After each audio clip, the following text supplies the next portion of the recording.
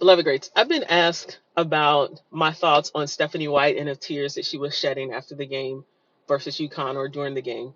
And my thoughts on it are, I can't judge what's going on inside of a person in terms of their emotion, but um, perhaps, perhaps they're crocodile tears, perhaps they're genuine tears, perhaps she's looking for sympathy. Maybe she's a good actor. I don't know. I hope they were genuine tears.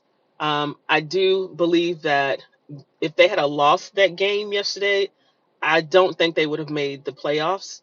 So there could have been tears of joy because winning that game um, is keeping them in the playoffs, in the playoff hunt. And yeah, losing that game would not have been good. It wouldn't have been good for her coaching career. And I still, um, I'm happy for Kelsey Mitchell, and I'm glad that they won. But let's be honest, it was against the Connecticut Sun, the last place team, and they had already lost once to the Connecticut Sun. But again, a win is a win.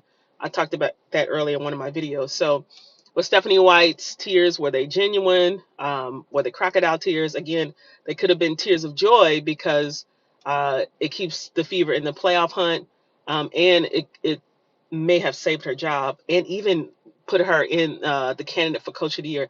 I don't think she's going to win Coach of the Year. There's too many other great coaches, the Mystics, the Valkyries, and Cheryl Reeves. So I don't think I would be surprised if Stephanie White wins Coach of the Year. In my opinion, I don't think she's Coach of the Year. Um, and but they could use injuries. They can use Caitlin being out. So many talking points that they can use to consider Stephanie White as Coach of the Year. The only issue I have going for whether they make the playoffs or not is when Caitlin returns for next season. I believe they already know Caitlin's out for the season.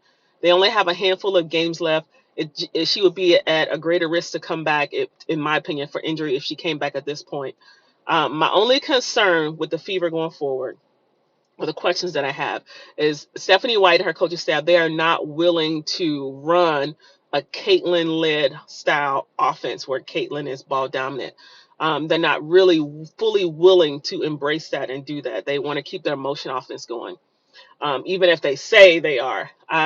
We've seen throughout the season they're not fully willing to run a Caitlin Clark-led style offense, and I'm sure they have many reasons why, and we can see it too. So my question is, how is Caitlin going to handle her third season with the Fever if they're not willing to run something that fits her style?